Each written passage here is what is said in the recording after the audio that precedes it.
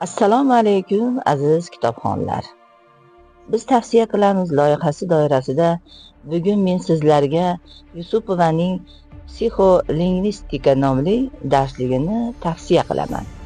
Darslik O'zbekiston Respublikasi Oliy ta'lim, fan va innovatsiyalar vazirligining 2025-yil 9-iyuldagi 258-sonli buyrug'iga asosan magistr talabalar uchun tavsiya etilgan.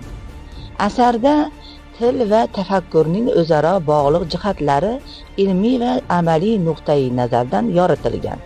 Shuningdek, inson nutqining psixologik asoslari, tilni o'zlashtirish jarayoni, fikrlash va muloqotning lingvistik mexanizmlari haqida zamonaviy qarashlar bayon etilgan.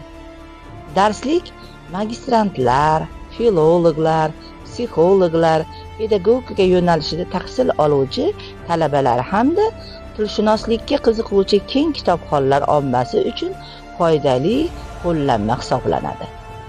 Asarning muhim jihati u milliy ta'lim tizimidagi islohotlar va yangi avlod kadrlar tayyorlash maqsadlariga mos holda yaratilgan bo'lib, psixolingvistik bilimlarni amaliyotga joriy etishga yo'naltirilgan.